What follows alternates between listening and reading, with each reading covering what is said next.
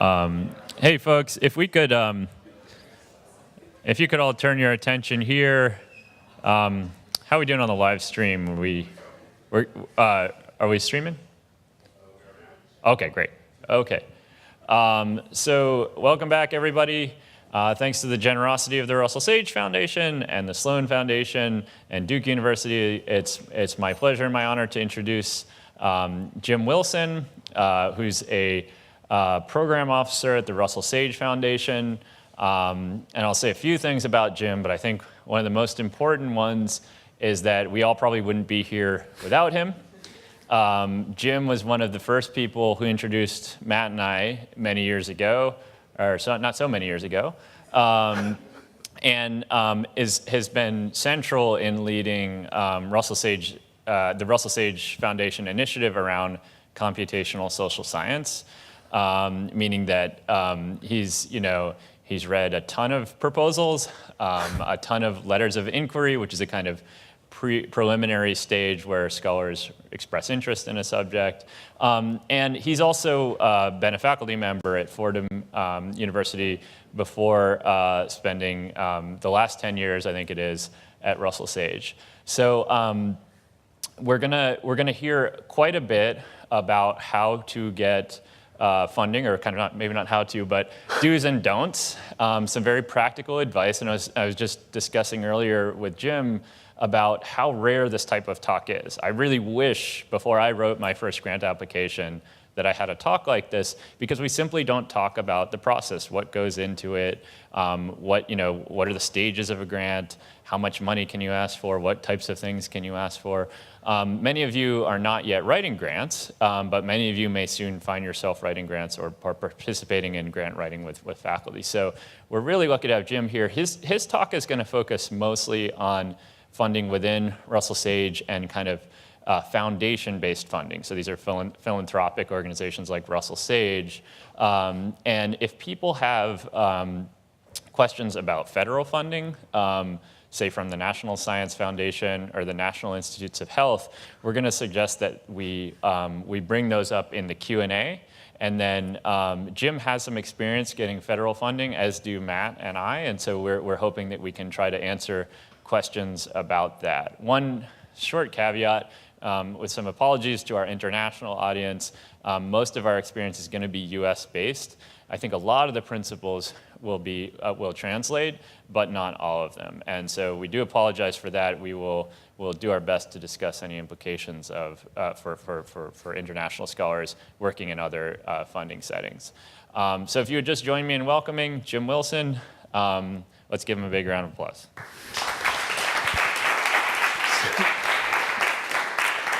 Thank you all very much. I want to thank Chris and Matt for having me here today. I also appreciate the fact that Sloan partnered with us in sponsoring the Summer Institute this year, as well as the partner institutes, and Duke for hosting us here.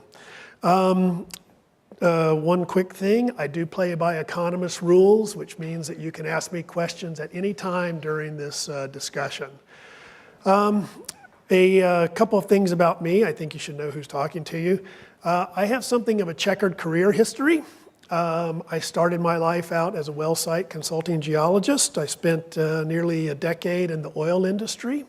I went back to graduate school.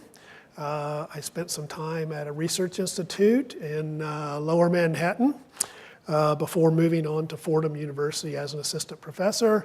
And then during my tenure year, the year before I was going up for tenure, I decided I should polish up my CV and send it out and see if I was going to get any bites, just to be sure. And the opportunity to join Russell Sage arose, and I jumped from a tenure track faculty job to a foundation job. And I have to say, it was a really good decision. I love my position at Russell Sage. It's been a great experience. So if any of you ever want to talk about foundation work, I'm also happy to talk about that as well. Today I'm going to talk about sort of the grant process. It's a lot easier to award grants than it is to write grant proposals. I can tell you that. I have some experience with both. The grant writing process, getting grants and seeking grants, is an increasingly competitive process. I'll also tell you that there are a number of foundations that focus on research in various forms. So I give this talk, this is a version of a talk that I give with several colleagues from other private foundations that focus on funding basic social science research. And so what I have to say doesn't just apply to the Russell Sage Foundation, but at least in some sort of a small scope applies to other foundations as well who are focused on funding social research. So what does Russell Sage do? Margaret Olivia Sage was the spouse of Russell Sage, who was a robber baron in the 19th century. When he passed away, she gave his money away to a variety of social causes. One of those was the Russell Sage Foundation. She provided the endowment. In her letter of gifts, she says that it's for the improvement of social and living conditions in the U.S. We focus on the U.S. Most of our research is directly based in the U.S. So the letter of gift also specified that it could be through a broad set of activities, including research, publication, education, et cetera, so forth. During the early part of the century, we focused on providing affordable housing, labor reform, working in poverty. Sometime around 1945, the trustees of the foundation switched the mission to focusing on social research. We are the principal American foundation devoted exclusively to basic research in the social sciences. That's what we fund. We don't fund much policy research. We don't do any advocacy, basic social science research. A little bit of context. We are a small to medium foundation by asset size. If you take a look, if you can compare to Gates, have $40 billion, Ford, $12 billion, RWJF, approximately $10 billion in assets. Our $300 million in assets pales in comparison. Our annual operating budget, about $12 million. We give external project awards each year of about $6 million. The rest of it goes to our visiting scholar classes, which I'll talk about shortly. In comparison to our $6 million last year, Ford gave away $535 million. Now, the other thing about this is that there's a 2014 report. I did a lot of digging for this to see how much funding goes to the social sciences from private foundations, and this is the best I could come up with. A 2014 report from the Foundation Center says that approximately 1% of all private foundation spending goes to the social sciences. So we play a fairly significant role in terms of what we fund in the social sciences. Little bit about how we spend our money. Almost all of our work is through investigator-initiated project awards. We allow the investigators to propose to us within our program areas, which I'll get to in just a minute, any projects that are related to what we do in our core program areas. We award money up to about $175,000 for each project. We have some smaller grants up to about $50,000. Our small awards competitions with big data. I don't know if you are familiar with Sean Reardon at Stanford and the Stanford Education Data Archive. Sean spent a lot of time putting together the data archive. It encompasses about 10 years statewide, state-level data on education. They have made that data available through the data archive, and we fund small grants to investigators looking to work with that data and match it with other data to answer questions of interest to us. Raj Chetty and Nate Hendren have also made their equality of opportunity data available to us. We fund the projects, small awards, to graduate students and early career scholars to work with that data as well. Our Visiting Scholar Fellowships is a program where we bring in approximately 16 to 17 scholars into the foundation each year. We have about 16 apartments on New York's Upper East Side where the foundation is located, about a block away. Those scholars come in, we provide them with an office for the year, we provide them with an apartment, all the resources that they need to carry out a project that they have proposed to us for their year in residency. Typically, most people looking for a year to spend a sabbatical year find the foundation a great place to be. We also have a small visiting researchers, and we've just recently started a visiting journalist program. We have started our own peer-reviewed open access journal. Historically, we did a lot of edited volumes. We found that people don't really read edited volumes any longer, and that peer-reviewed articles are probably much better for early career scholars than an edited volume to begin with. And then we have working groups and special initiatives, and I'll talk a little bit about the special initiatives shortly. I should also mention at this time that we don't really fund a lot of graduate student work. Typically, we're looking to fund full professors. It's the small awards competitions with big data where we tend to fund graduate students. We're looking to expand those small awards programs, but that's in the works. I don't know how soon that might actually occur. Questions? So the foundation has 4 core programs. One in behavioral economics, which has been around since 1986. The Future of Work program, which has been around since 1994. The Race, Ethnicity, and Immigration program was established in 2015, but it combined 2 pre-existing programs that had been around since the early 90s as well. And our Social Inequality program, which has been around since 2000. One of the things that you can take from that is that when we invest in a particular area, we're there for the long term. We don't switch programs very often, and we're looking to build a body of research and knowledge in those particular areas. We also have a set of special, you can take a look at our website if you want fuller descriptions of those, or we can talk about it in Q&A if you want a little more. In terms of special initiatives, we launch these occasionally when we see new areas that are particularly promising or topics that have a lot of interest. For example, I currently oversee the Integrating Biology and Social Science Knowledge program, as well as this program in Computational Social Science. The Integrating Biology and Social Science Knowledge program took about 5 years to develop. It was about the same with the Computational Social Science program. Chris and I were talking about that just a few minutes ago. We've been at this about 5 years now. To give you an idea, with the Biology and Social Science program, there was a long-held belief that anything having to do with biology meant fixed and immutable.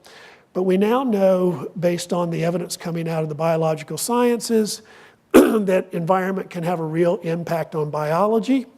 We know that the environment you grow up in can affect your development, physical and emotional, neural development. We know that it can affect your stress response system. We know that it can impact your genes through epigenetic changes, dictating gene expression. So when we pulled this program together, we were hoping that by incorporating biological measures, theories, and concepts, we might improve our understanding of environmental influences.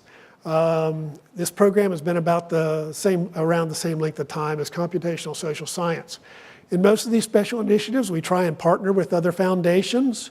The Immigrant and Integration with Carnegie, Non-Standard Employment with Kellogg, the Socioeconomic and Political Effects of the ACA with RWJF, with Social, Economic, and Political Effects of the ACA. When the ACA originally was established, we knew that there were expected to be health effects. Would more people have insurance? Would people be healthier?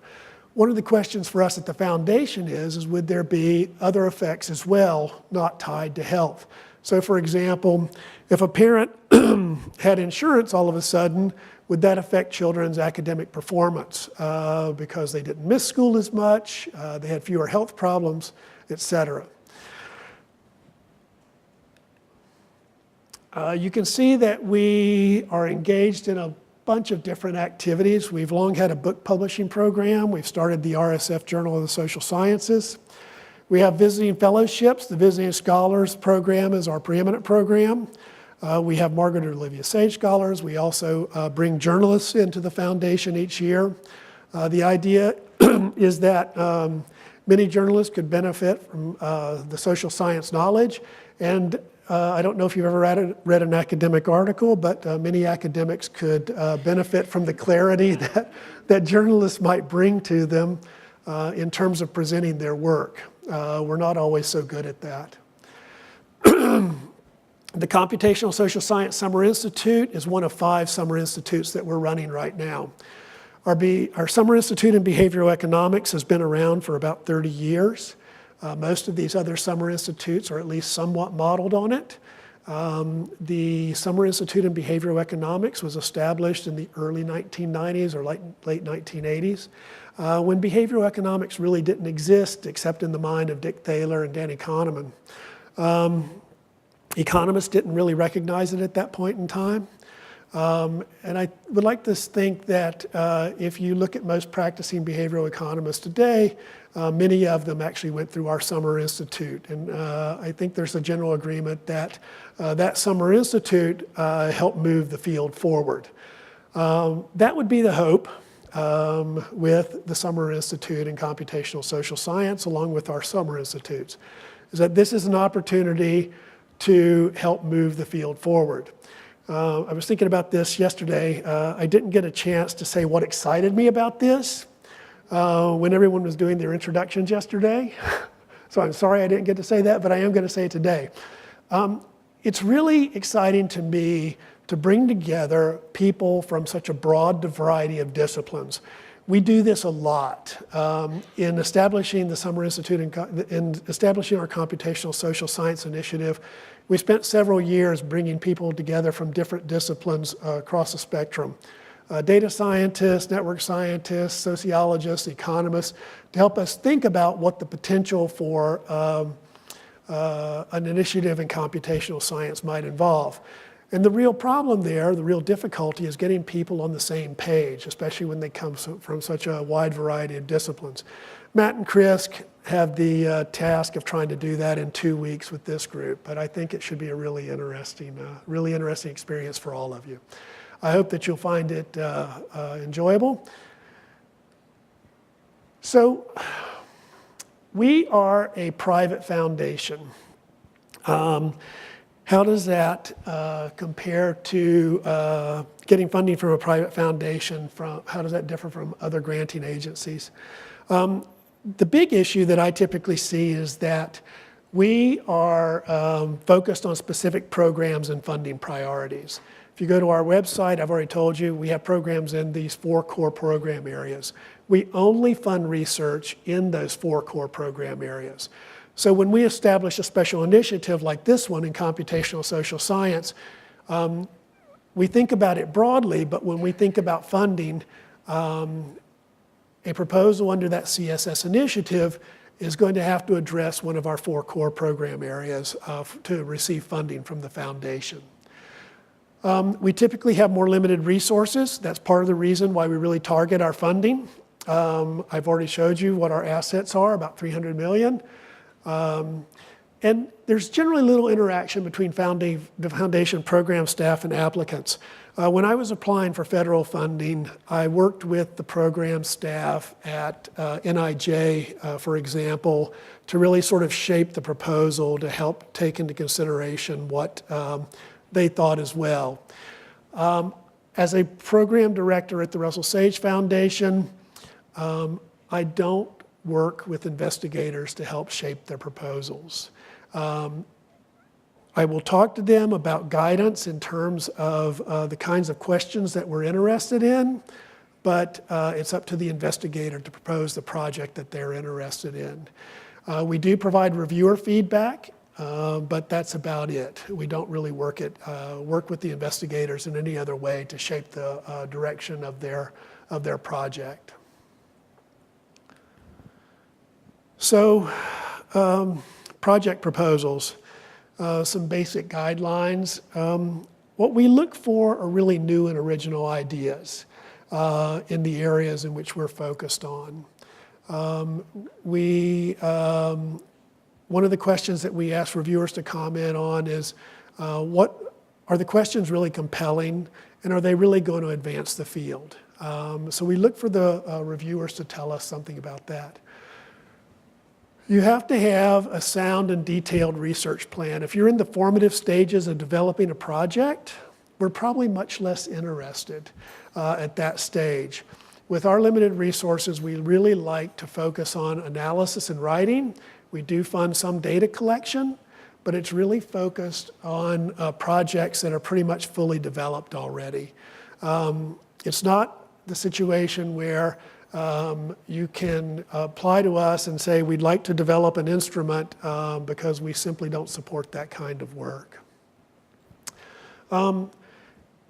Typically, we like to see some sort of a pilot study or proof of concept. If you have preliminary findings, it really helps your application a lot.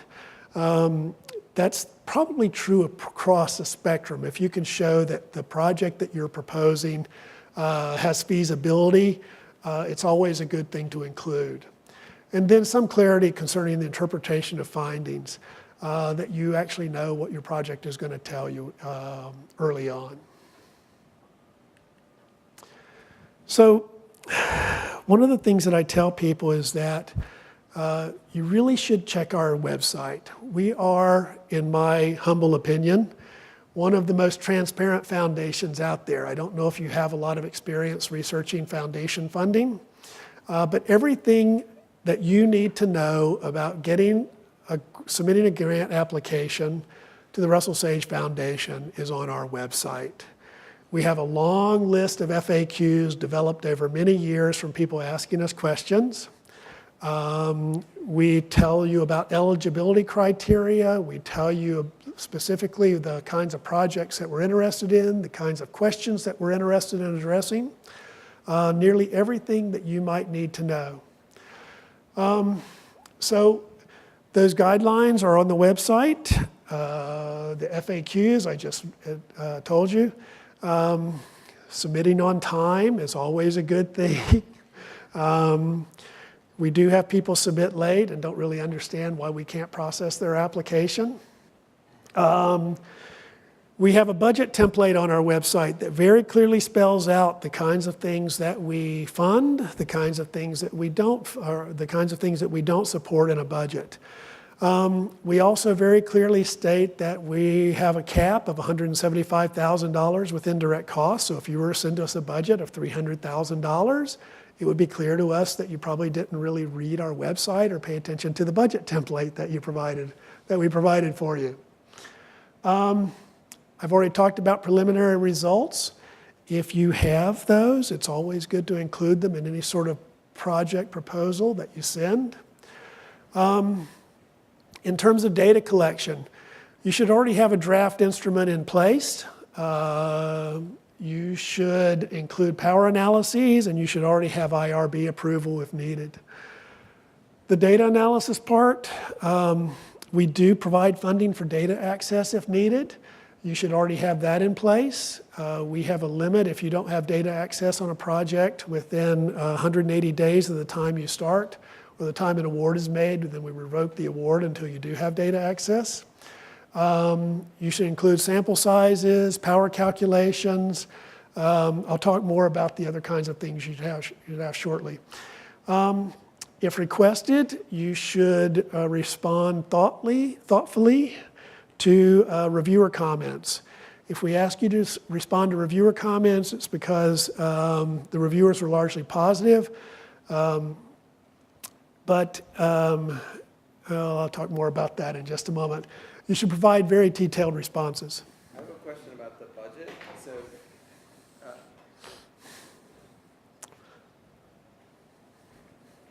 a question about the budget. You mentioned that there are certain things that you will fund and won't fund, and so for people who haven't put together a budget before, maybe you could talk about some of the things that go in each of those categories. So we provide 15% indirect costs. on most line items in a budget. We provide summer salary support for principal investigators up to $25,000 over a 2-year period. We provide research assistance funds. We like to spend money on people doing the work. That includes both graduate research assistants, undergraduate research assistants, postdocs. We provide money for data access for people trying to get to restricted data sets that charge. Census RDCs often have fees that you have to pay as well. That's the most common example I can think of. So we do provide funds for that. We no longer provide funds for travel. Most universities cover that for faculty members. We do provide funds for, we don't provide a lot of funds for equipment. We typically assume investigators will have access to all the equipment, software, anything like that they may need, although we do make exceptions in some very limited cases. I think most of the funds we provide largely go to PI and research assistance, as well as data access fees. In some cases, we do support data collection, depending on the study.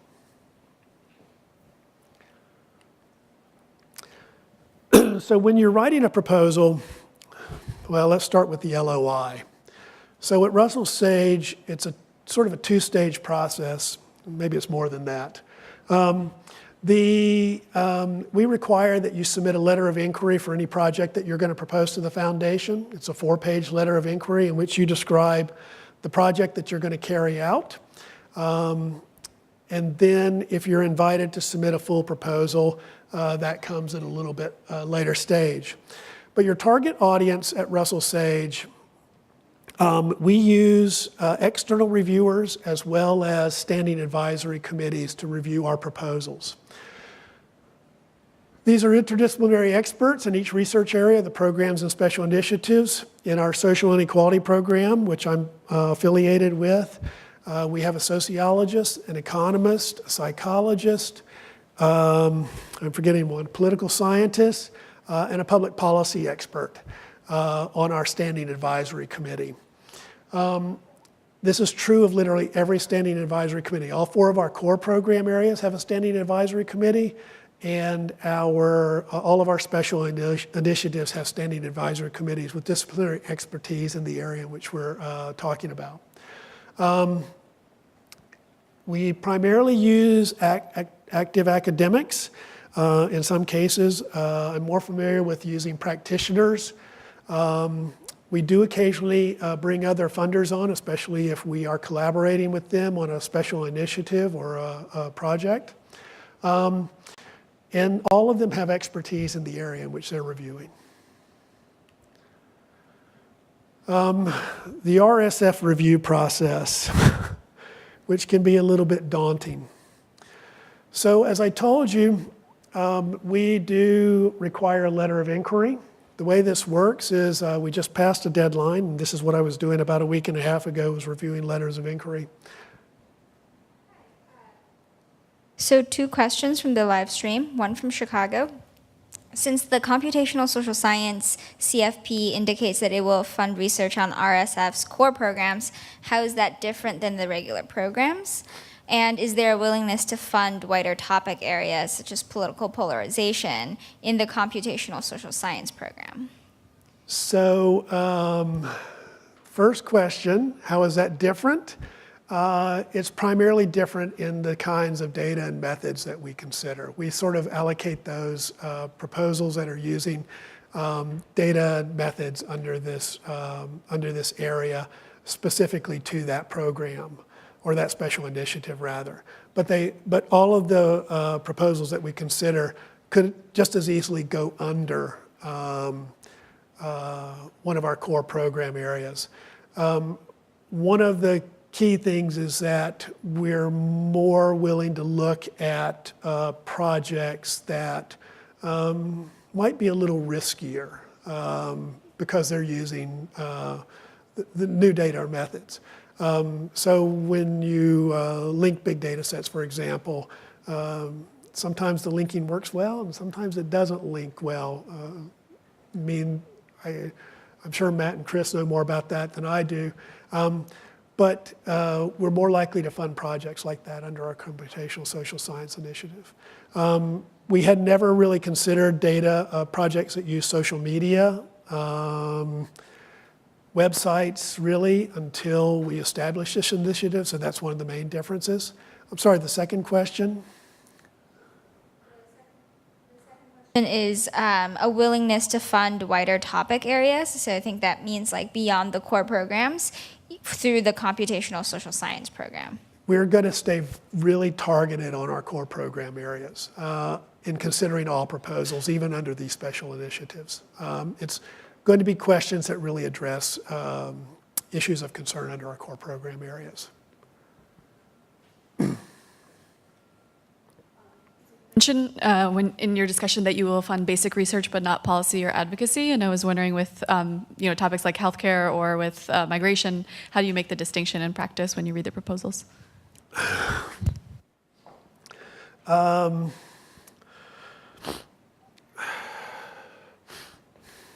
don't know. How do I answer that question? So I guess the question is, what would you consider policy research? How does that differ? Is that the question? How does it differ from basic social science research?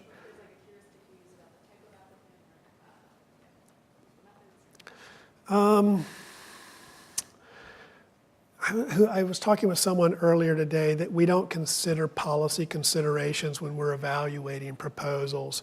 We really look at whether the core questions are dealing with issues of concern under our program areas. Whether we can attach a direct policy connect to it or not is some ways irrelevant. We just don't pay attention to those issues. I think of it as we're providing the basic empirical evidence for which others can make policy determinations. That at least in my view is what we do, is we're providing the basic empirical evidence, and that's what we strive to do. If others can make those policy connections using that empirical evidence, that's what we would aspire to, but we don't do that. So we require a letter of inquiry. It's a four-page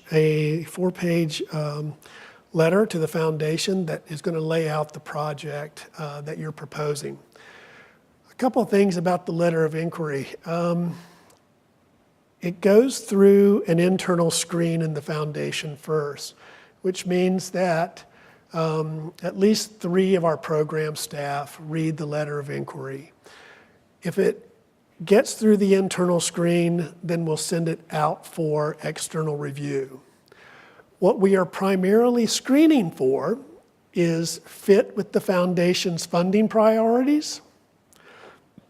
And we're also looking for any issues with the LOI as it was submitted. So for example, I at one time had some degree of expertise in a specific area. I am more of a generalist now. But if I can read your letter of inquiry and I can spot methodological problems, I can guarantee you that our external reviewers are going to spot those same problems. So when I'm reading a letter of inquiry, what I'm looking for is fit to the foundation or any methodological or design problems in terms of what you're presenting to me. If it passes that internal screen, as I said, we send it out for external review. We do send the letter of inquiries out for external review. We send it out, we pick 3 reviewers and send it to them. When those reviews come back, provided that those reviews are largely positive, we will invite a full proposal. With the full proposal, when those come back in, they should have addressed any issues that were cited in the initial reviews of the letter of inquiry. We send those proposals back to the same original reviewers, the first 3 that saw it the first time around, and we add 1 or 2 more. So typically, by the time it gets to the proposal stage, it will the LOI would have been evaluated by at least 3 program staff. The LOI would have been evaluated by 3 reviewers, and then the proposal gets read by an additional 4 to 5 reviewers.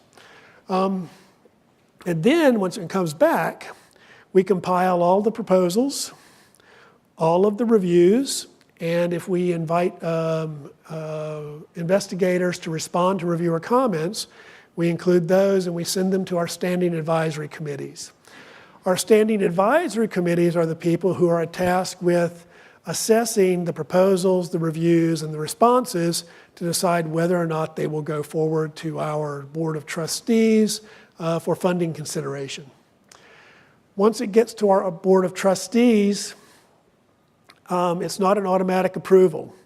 We have a very active board. They read the proposals closely, and they will occasionally decline to fund one, sometimes 2. It doesn't happen very often, but it does happen. And again, all of this progress through this chain is conditional on positive reviews throughout the process.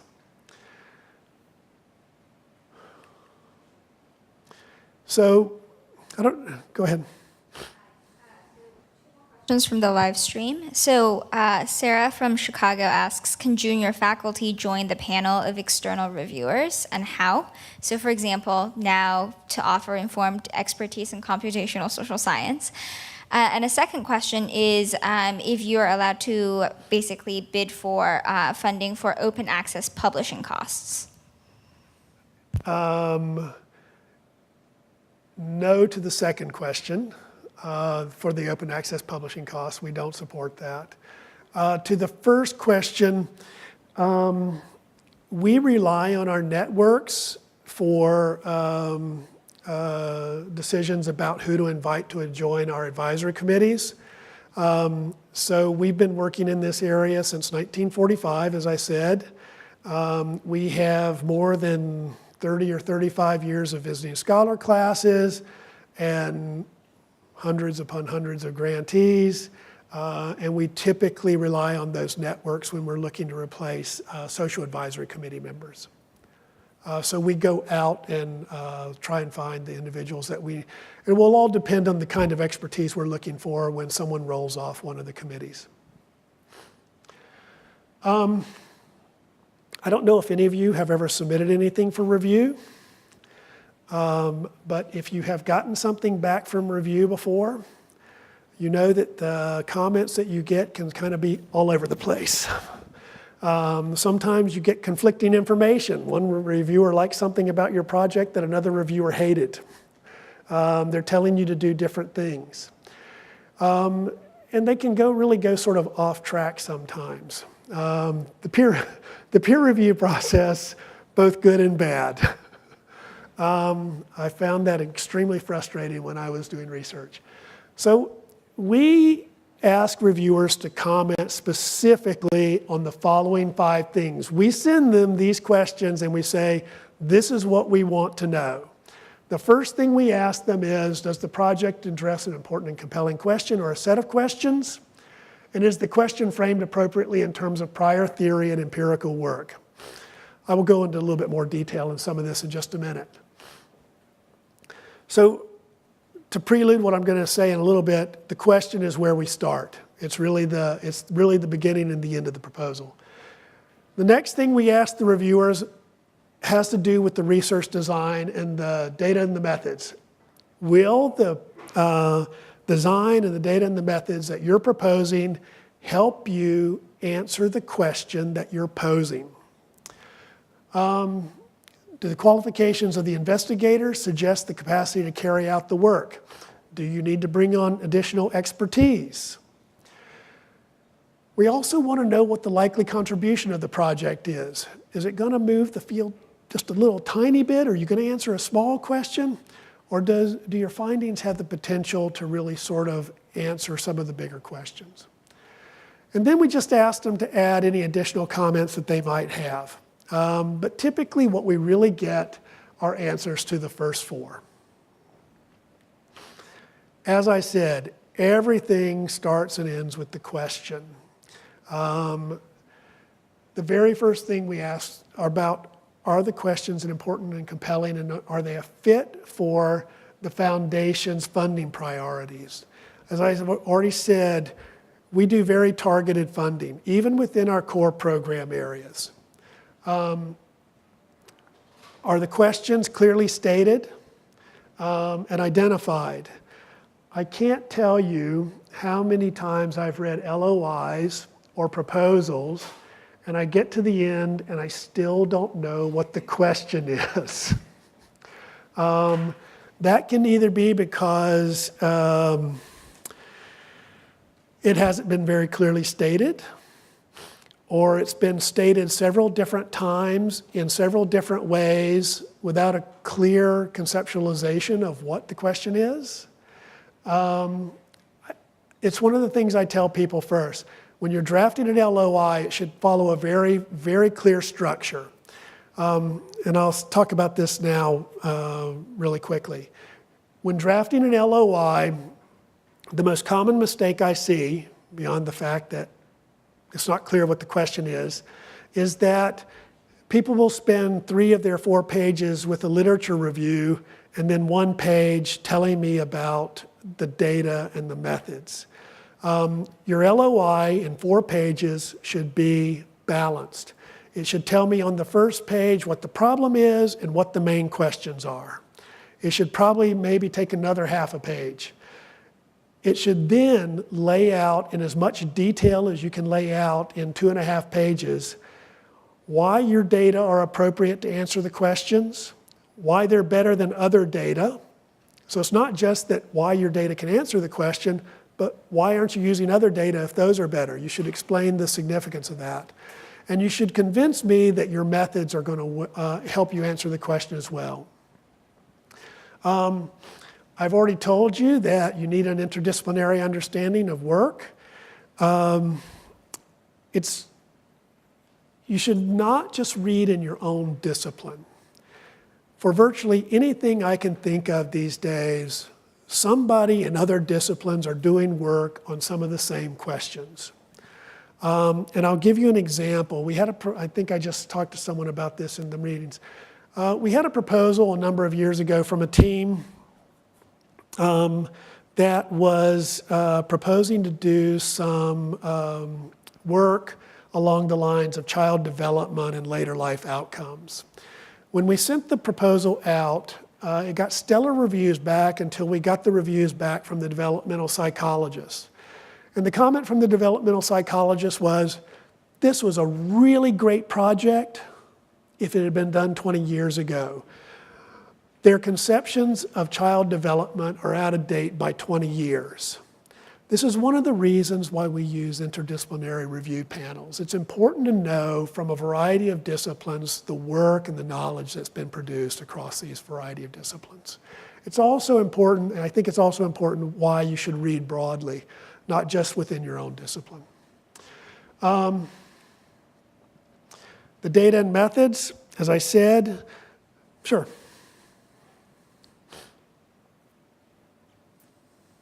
In terms of determining whether or not a question qualifies as important and compelling, could you elaborate a little bit on sort of the thinking about the sort of theoretical importance vis-a-vis policy implications? I mean, ideally, a project speaks to both, but I was wondering if there were sort of a preference in emphasizing one or the other. So, if I understand your question, because we fund basic social science research and we don't focus on quite as much on policy, we're really going to be thinking about prior theory and what that's telling you about the questions and the kinds of answers that you can get.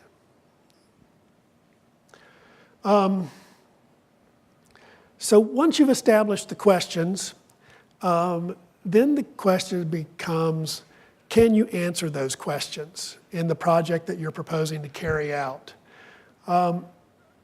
So everything else in your proposal should be dedicated towards saying why the data and methods that you're proposing can help you answer the questions that you're posing.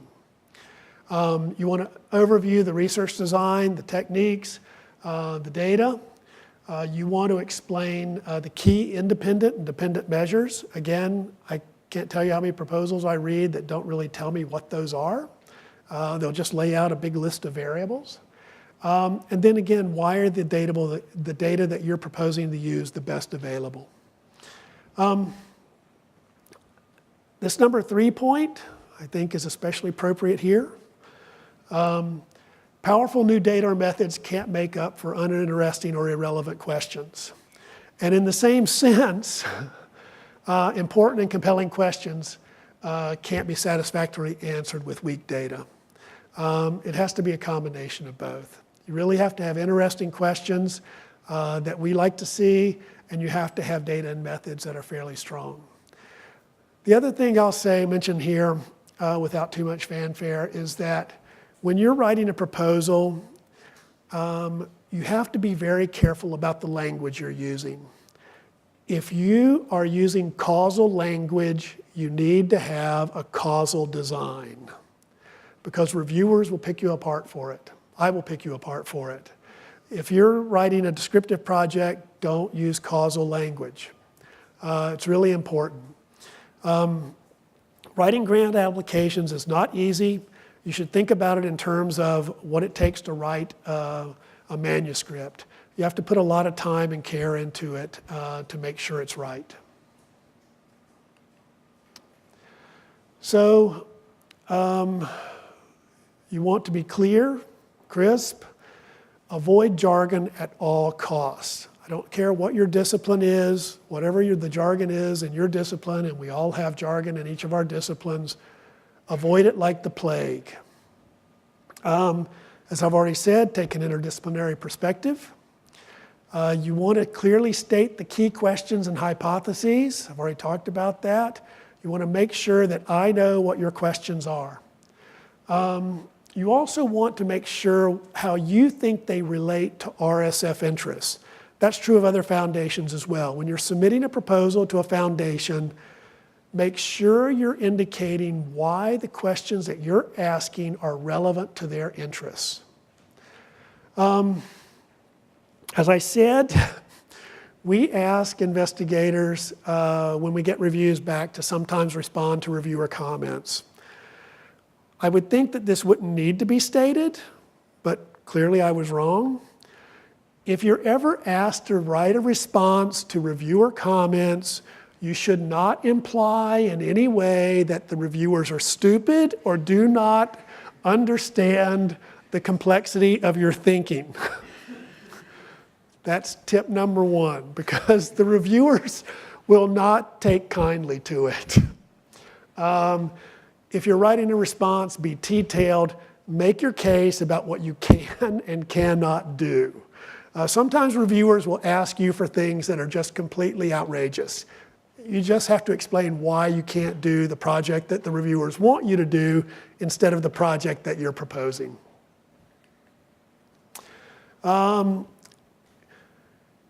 As I've said, our website contains everything you need to know about applying to the foundation. We have program descriptions, funding announcements and deadlines.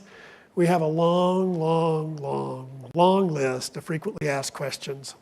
I can tell you that we have an email address that you can send questions to on our website. The people who answer that email says that 99.9% of the questions can be answered by visiting the website. There's something like 0.1% that requires a response from a program staff person. We have a budget guidelines. We have a link to our application portal. We have all the information about our publications for our Journal of the Social Sciences. You can sign up for our newsletter. It comes out once a month, tells you about new funding announcements, new work that we're publishing, nearly everything that you need to know. So some concluding thoughts here. When writing an LOI or a proposal, the thing that you should ask yourself when you're drafting a LOI or a proposal is, have I included everything in this that I would need to see if I was a reviewer? What else should you be thinking about? Have you included all of the information? Relevant power analyses, the detail on the data. What would you need to know as a reviewer to adequately assess that proposal? Receiving a grant from RSF is somewhat equivalent to publishing in a Tier 1 journal. We fund about, depending on the program area, about 4 to 5% of all LOIs that come our way. The next thing and the last thing is that grant writing is really hard. I told Chris earlier that my first grant proposal was really awful. It was sort of an abomination. You don't get it right the first time. Well, most of us don't get it right the first time. If you submit a letter, not only to RSF, but to any other foundation, you should not assume that if it gets rejected, that we'll never fund anything that you are interested in doing. Talk to anybody who's submitted grant proposals, and they will tell you it's sometimes a hit and miss process. You should always, if you think you've got an idea that's relevant to a particular foundation that you have in mind, you shouldn't hesitate, even if you've been turned down before, to pitch it again. I have seen proposals come back, some from investigators, sometimes the same proposal that they resubmitted, sometimes with new proposals get funded second or third time around. If you do get feedback, take it to heart, think about it. Are the reviewers indicating something that you can build on? Are they giving you good information? And the last one here is especially useful, I think. We get a lot of proposals that simply are not in any way, shape, or form aligned with our interests. Maybe Chris or Matt can talk about NSF, but if you've got a project in mind and you're just throwing it against the wall to see if it sticks, that is not a viable grant writing strategy, at least not with the foundations I'm familiar with. We have very clearly defined target areas and programs. Anything that doesn't fall within those target areas, our core programs, we're just not likely to consider. There have been, I could probably count the number of cases on one hand over the last 10 years that I've been at the foundation where I can think that we've funded non-program submissions. And typically those are because they're posing really interesting questions in new areas that we think we might want to go down. Our website is chock full of information. You can email me personally, or you can email our programs at our SAGE email. One of our staff people typically check it every day. I'm happy to talk to any of you at any point in time about anything that you have in mind. If you want feedback, if you have questions, feel free to get in touch with me. And finally, just in case you thought this was a complete waste of time, some people charge $395 for grant writing workshops. I think I'm done. Questions?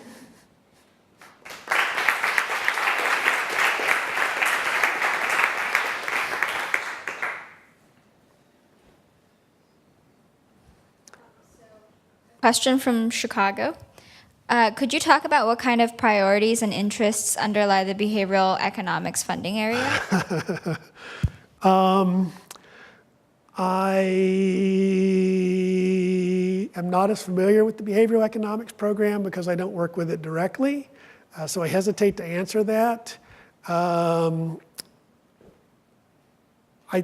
I think that it's pretty well spelled out on our website, and I would say you should visit our website to take a look. There's been some discussion around the behavioral economics program. It's our longest standing program, and one of the questions is whether we need to rethink it a little bit, and that's part of the reason why I'm hesitant about answering questions about it right at the moment. But everything that's current is on the website.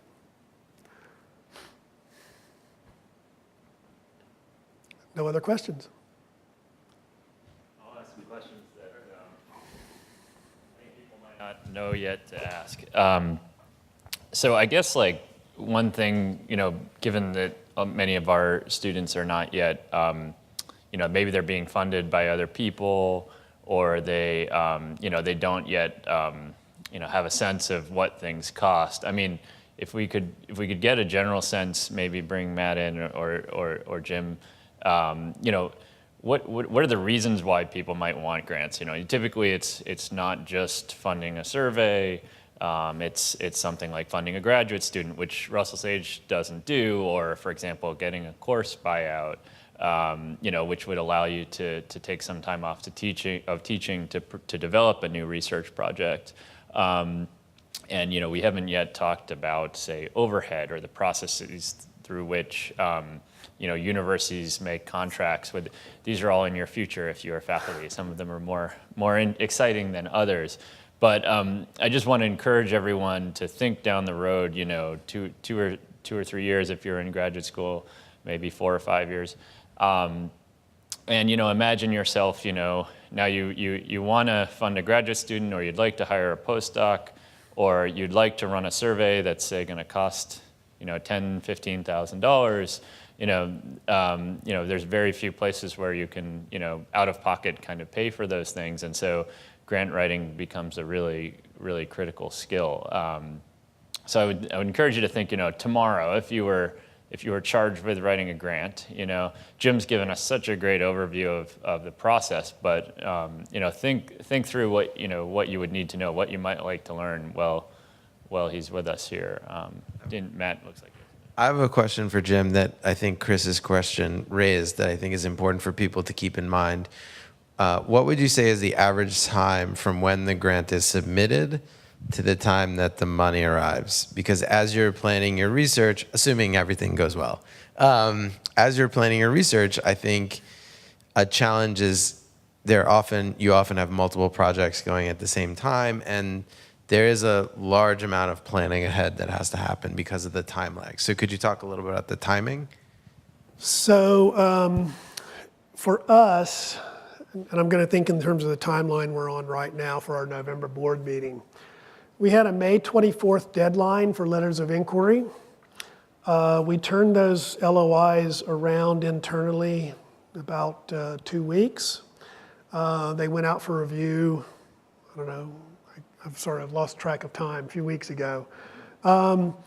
So from May 24th, we would issue invitations for proposals by early July sometime. Those proposals will be due in mid-August, give or take a few days, the 15th or the 20th, I forget exactly which. The review process, once the proposals come in, takes about 4 weeks. And we will make decisions on those at our November board meeting. So crank the numbers for me. How many months is that, from May to November? So that's fast, I would say. It's about 6 months, roughly. That's about right. And then it depends on the funding request itself. So it takes us about 6 months to make a decision about funding or not. And then after that, it depends on when you ask for the money. So given that sort of a time frame, people may ask for it as early as December. Some people don't ask for it until the following summer, but in anticipation of the work they're planning to do. Just one thing to put that number into context, I would say with federal funding, the time lag is usually longer. Yeah, my experience with federal funding was not positive. It was about 14 months. Hi, thank you for your talk. I just had a question. Does your foundation has ever funded research outside the United States or comparative research, or is the United States the only place to formulate social science? So, as I said, we're largely focused on US-centric research, right? There are some, I'll call them minor caveats to that. So we have funded some comparative research, but it really has to make a strong case that we'll learn something about the US. The other case in which we've funded research outside the US is we have, in some rare cases, funded research using non-US data. And the example that I can give you of that, but it's under very special conditions. So we funded a project several years ago using, I want to say it was Swedish register data. I don't know, do you know the register data in the Norwegian countries? Yes? I mean, it tells you, I mean, it's nearly everything you would want to know. We funded a project. It was a US investigator who had a partner working with, I forget what the organization is in Sweden that has access to Swedish register data. Working with the research there, they had access to the register data. And what they wanted to do, I just described this to somebody in my meetings earlier, what they wanted to do was look at the impact of lottery winnings on family and child outcomes. So you had Swedish register data, you had, I don't know, is that a quasi-experimental design? I mean, lottery winnings are pretty random, right? And so the impact of lottery winnings on family outcomes. So did an influx of cash improve academic performance for kids, et cetera, so forth. So in that case, we had data that was not available in the US, and we had a design that was fairly strong and a question that has plagued US researchers for a very, very, very, very long time. So it was sort of like a perfect storm of questions. And you can reasonably make an argument that whatever findings that came out of that could probably apply to the US as well. You and can you hear me? So you mentioned that you don't normally fund equipment. What about wearable technology? Because I can think of a couple of very successful projects in Europe that involved giving out, for example, radio devices at conferences and tracking the behavior of people, or giving out smartphones to college students. Do you cover that kind of equipment? The answer is we deal with those things on a case-by-case basis. If the question is interesting enough and you don't have funds from anywhere else, we might. Typically, we assume that people have access to equipment, but now you're talking a really specific situation that we haven't encountered. I hesitate to say no, because it depends on the project and the questions and how central this, I mean, in this case, you're talking about wearable technology, how central that would be to the data collection. And it's possible. It's not something I would consider totally out of the question. Again, it's a case-by-case basis depending on the project and how important it is to us. Oh, thanks again. I was going to ask actually more about the data section that you had brought up, saying that it's important to have sample size calculations and instrument design. I was wondering if you could talk about, for computational social science, the data sources are a little different. So do you apply a special set of standards?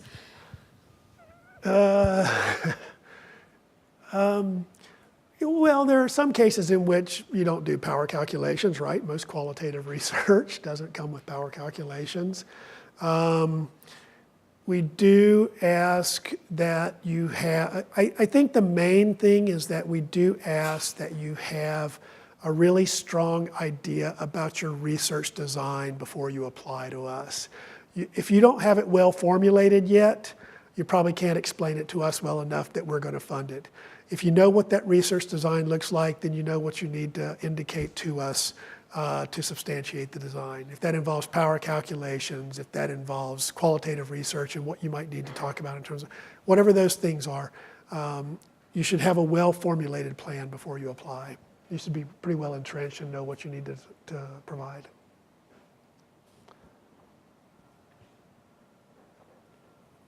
Other questions?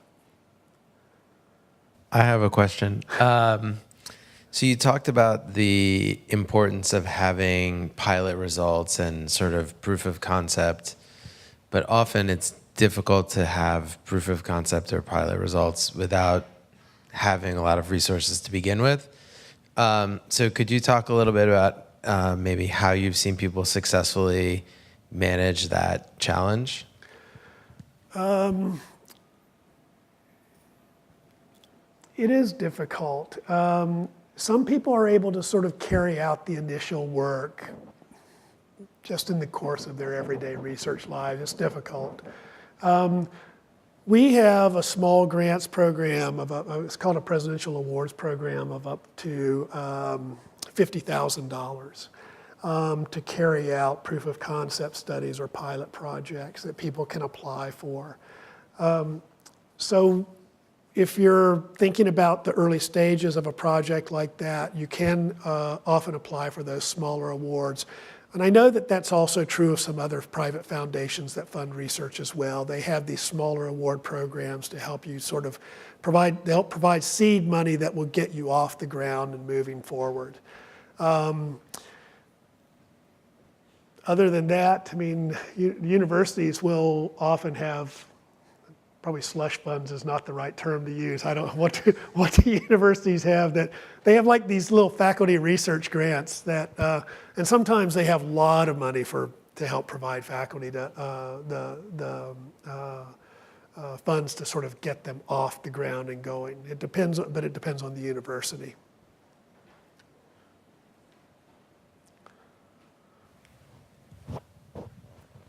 Thank you. I was wondering, you mentioned that that you were mostly interested in projects that are already very well developed, and on the other end, there are projects that are a bit more risky. So I was wondering how to combine those two elements, because is then the risk being borne by the researcher, and you can then select from those that are already a little bit successful. So I'm just curious what it looks like, those two elements in a project. Risk versus a well-developed project.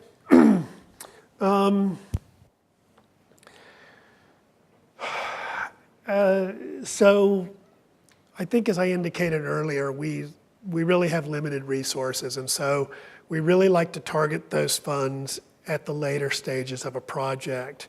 So that's why, one of the reasons why I said we really like to fund the analysis and writing stage once the data's been collected. Data costs, as you know, can be prohibitively expensive sometimes. Although, as we've talked about here today, some of the data that you can get through these new methods and from new sites, it might be a little easier, but data costs can be prohibitively expensive. Risky projects, it's one of the reasons why we really want pilot studies. I don't know how to weigh the balance between those two. In some cases, we have seen highly risky projects that we really like a lot, but because of sample sizes, we thought they could easily be misinterpreted. And we have requested investigators to seek additional funds and then come back to us if they can supplement the funds that they're requesting from us. And in most cases, that happens, where we're willing to fund the project, riskier projects, depending on what the potential risk is. In that case, we don't want to fund research that can lead to misinterpretations or misunderstandings.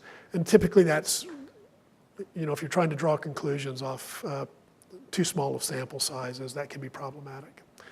That's usually the case where we've encountered questions.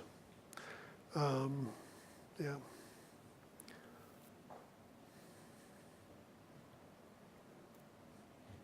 I don't know, do you want to talk about federal funding or alternatives, NSF funding briefly?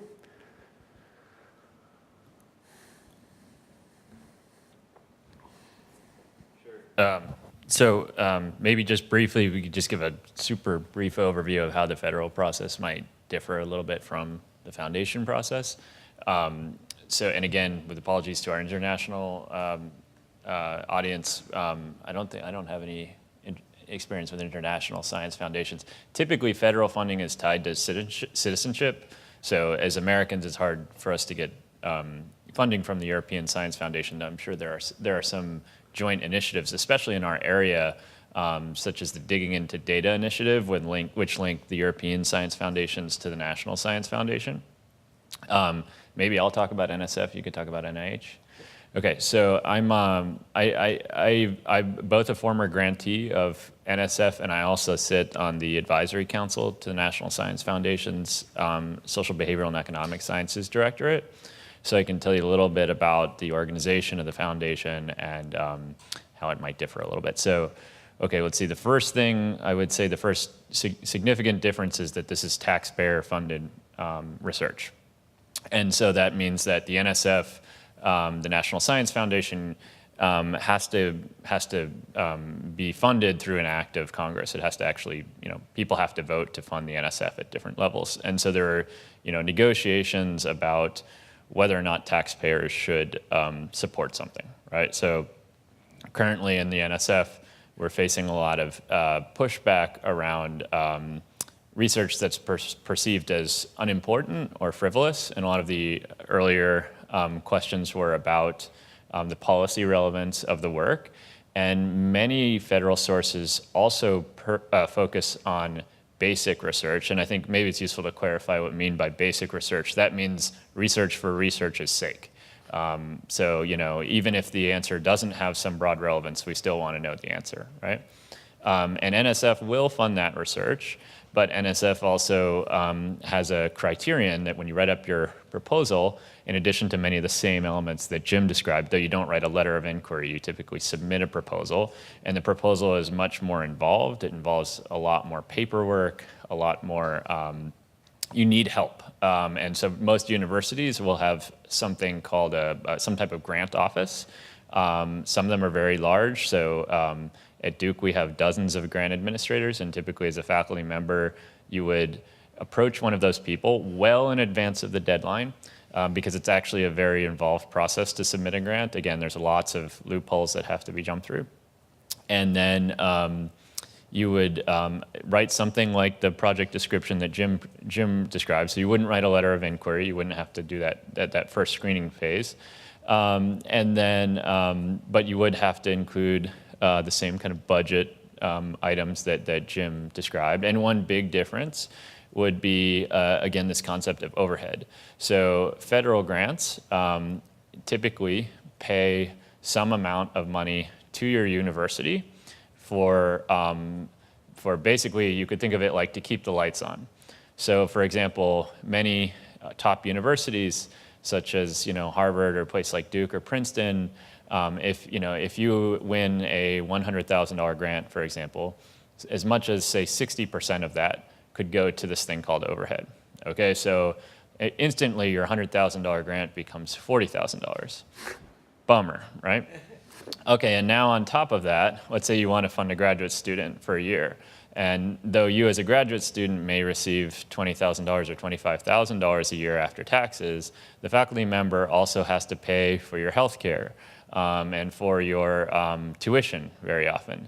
And so the cost of one graduate student could be well over $40,000. So a $100,000 grant could maybe only fund one graduate student. And a postdoc, you can do the math, but if a postdoc's got a $60,000 salary and then needs, and then you're paying for healthcare and then, anything else, instantly, you could be looking at $200,000, right? And that's without paying a cent for any of the costs of data collection. Typically speaking, at NSF, the grants are much smaller in the social sciences than other corners of NSF. So NSF also has a computer science and engineering program, and then it has specific disciplinary specific programs like sociology, economics, political science. And the process is a little bit different, the review process. So proposals come in and everything gets reviewed. So there's no initial screening process. A panel of experts is typically convened typically about 10 to 12 people. They divide up the proposals in groups according to their expertise. They read them.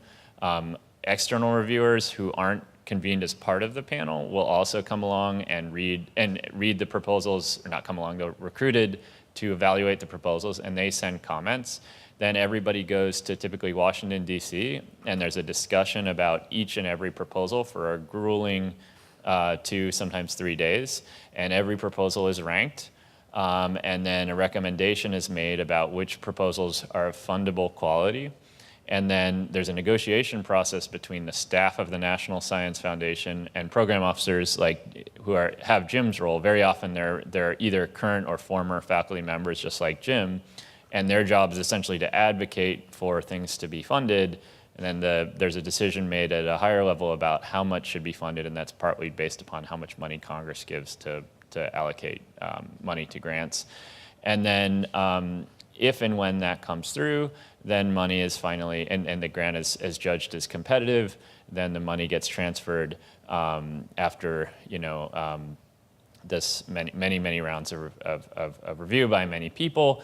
And it's very often the case, and I don't know how, I'd be curious to know how often this is the case with Russell Sage, but you can really kind of receive something tantamount to a revise and resubmit decision on a grant. So if you get, let's say your first grant, I remember my first grant I put in was also not great. But it was probably okay because I got comments back that said, this is a problem, and this is a problem, and this is a problem. And I looked at it, and I was then a junior faculty member, and I said, oh, well, I guess I'm not getting this grant.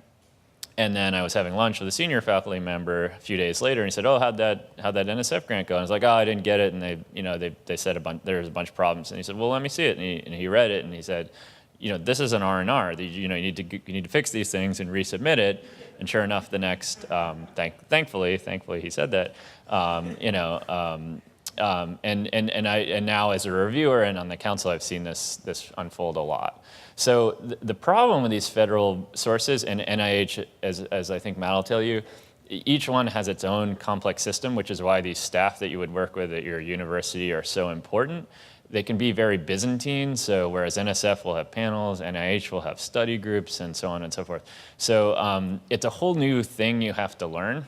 It's not my favorite part of my job, but it's also kind of an essential skill to learn, and there's very few opportunities to learn about it, like Jim has provided us with here. But that's a very short tidbit of how NSF works, and maybe I'll hand it over now to Matt. Sure. So I've received some funding from the NIH before, and I'm very grateful for that. In terms of similarities and differences to NSF, I think one difference is that the NIH grants are usually larger in the social sciences. I think one piece of advice that I received that was incredibly helpful was to look at prior grants that were successful. And so when I wrote my first grant, I wrote it, and then I asked a colleague who had a successful NIH grant if she would share it with me. She did. I looked at it, and they looked totally different. And I thought, wait a minute, I've followed all the rules on the website, and the NIH has a lot of rules on the website. And so I showed it to my colleague, and I said, look, here's what I've got. It looks really different than yours. And she was like, oh, yeah, you didn't follow all the unwritten rules. And I was like, oh, thanks. Knowing those unwritten rules is a very difficult part of the process. And for that, I think having more experienced colleagues is incredibly helpful. If you can talk to the program officers, sometimes they can help you with the unwritten rules. They are really trying to write everything down. As you can see, the Russell Sage Foundation has a very complicated website. The NIH has a very, very complicated website. But there are certain things about style and tone that are very hard to write down. And there's really no replacement for having someone who's navigated that process successfully help you through that. The other general piece of advice that I received that I think is really helpful is to actually review some grants. So someday you may get an email from Jim asking you to take a look at an LOI or a grant. And you may be very busy, but it's probably a good idea to do it. One, it's a nice service to the community. And second, it will give you a sense of what the experience is like on the other side of the process. And I think having some understanding of what that's like for the reviewer and having some empathy for the reviewer and the difficulty of the task that they are facing and trying to look at what you're doing and understand it. You obviously, as you're writing it, you have so much in your head and you know this is such a great idea. And then it passes through this like straw and goes to the reviewer, and they have to like see through that tiny window and try to decide whether something that may not have even been really started yet is going to be successful or not. And so spending some time on the other side of that, I think, can help you communicate your ideas more clearly to your future reviewers. So that's a little bit about NSF and NIH. Another source of funding in computational social science is from companies. This is a different process in many ways. It's often less transparent. It's often faster. In some ways, it's often easier. The proposals are usually very short. There's not a lot of grant infrastructure. Often, it will just come as a gift to your university that's earmarked to you. So I know Chris has received funding from Small Google and Amazon, but small. Google and Amazon. I've received some funding from Google and Facebook. In those situations, I think having relationships with people who are at those companies makes an enormous difference. I think many of the companies have websites that you can apply to. I don't know of anyone who has applied without knowing someone at the company who has gotten one. I'm not saying it has not happened, but I think whereas NIH, you can absolutely apply to NIH and not talk to the program officer and have your proposal funded, I think that would be much less likely at one of the tech companies. I can just add a little bit more in the landscape of foundation funding, and Jim, please chime in here because I'm sure you know more about some of these foundations than I do. But Russell Sage is really unique in funding basic research. Some of the earlier questions about like policy relevance and impact. Private foundations, right? These are really philanthropies. So many of them do care. Their main issue is creating impact in the world. Gates Foundation, Carnegie, they want to create impact, especially outside the U.S. Others really want to, move the needle on education, say Ford Foundation or Spencer Foundation, and they will, fund a blend of both more pure research, but also they would appreciate a part of your grant perhaps that has a public dissemination component. Likewise, the Robert Wood Johnson Foundation, the third or fourth largest funder on your list, very, very concerned with actually having impact in the world, actually improving public health. And it's part of their mission, right?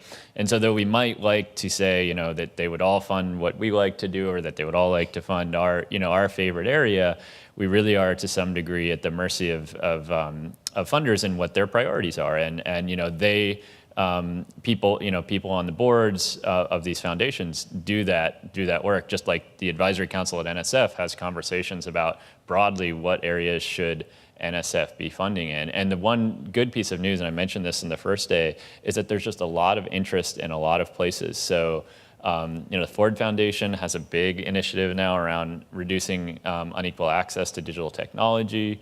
Sloan Foundation has been funding that kind of research for a long time.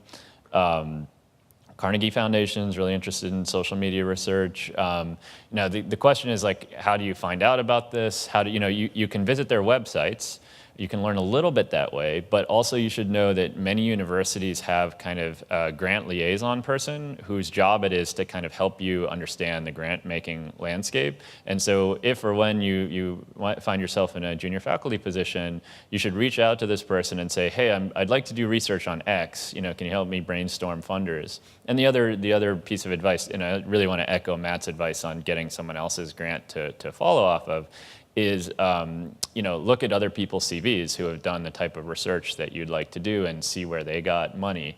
Know, of course, that foundations will change their priorities over time, so they may not still have the same program. But if you start to see that, if you're in, there was a question about funding political polarization. Well, go look at the researchers in political polarization and see where they're getting money, and that's typically the process I think a lot of people follow. But yeah, there's a lot of different ways to get money. Some are much more straightforward, some are much more involved. The immediate reason to get this money is to be able to do your research. But depending on your field, it can also have an impact on your career. So for example, if you're a demographer, or if you're in public health, for example, when you were going up for tenure, there are places where people might ask, well, what's their grant record? Have they gotten grants yet, right? And it could be, in some cases, a critical, condition of getting tenure. In other fields, if you were in, say, cultural sociology or something like that, there would be much less, people might still be impressed by the prestige of getting, what'd you say your rate is 5% or something like that? Might be very well impressed by that, but it wouldn't be seen as an essential component of your tenure case. So to figure that out, you'd have to talk to senior scholars in their field, look at their career trajectories and so on. But grant writing can be important on multiple fronts, and also because as you progress through your career, you may find that the projects you want to take on are increasingly ambitious and require multiple people, require more your time, which will become increasingly precious as you go on to teach more, to do more administrative work. And so the reason that many people navigate the Byzantine labyrinth that is NIH or NSF is in order to is in order to get these kind of course buyouts, which buy you time, which can be a really precious good when you are a busy junior faculty member.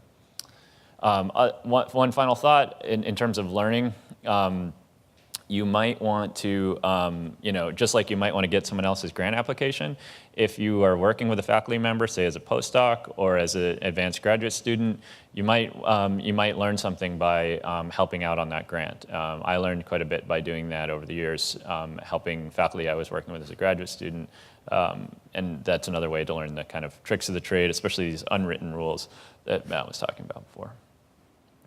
Okay, anything else? Okay, well, let's please thank Jim and just for a great talk, and thanks for bringing us all together too, above all. Thank you very much. Thank you.